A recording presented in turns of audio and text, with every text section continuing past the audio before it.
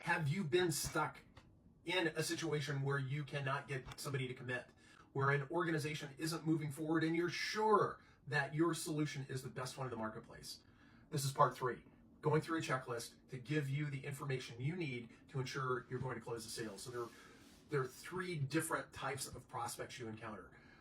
The first one has a budget. So for the prospect that has a budget, ask further questions. Make sure you've got the right people identified that are part of that process, and you qualify that there is a sufficient budget for your company solution.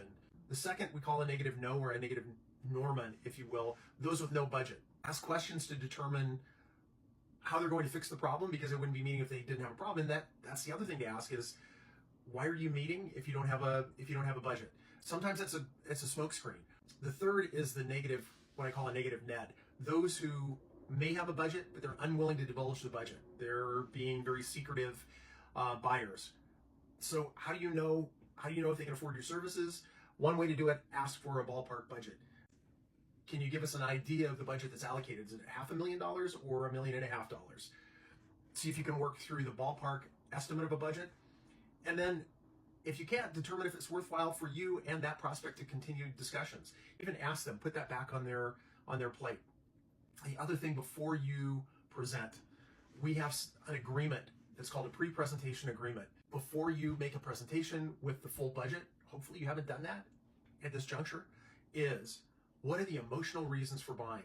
As humans, we buy for emotional reasons, and it may be an impact on specific buyers individually, and you need to recount that. We talked about different types of buying influences.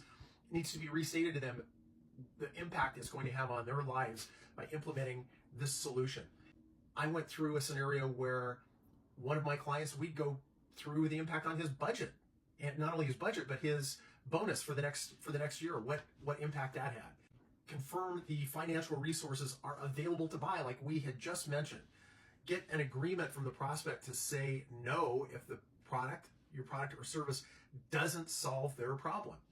It's difficult for people especially in the North American cultures, to say no. Ask them to say no so you don't get strung out and a sales manager on your ass for the next 9 months wanting to know why it hasn't closed. Better to get it out of the pipeline if it's unqualified, ask for the no. Difficult thing to do, but move on to the next qualified opportunity.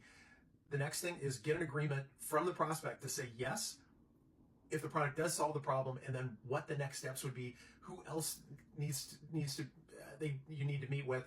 Get that list of items. If the client says no, then you move on. If the client says think it over, to me that is as good as a no. Move on from that point.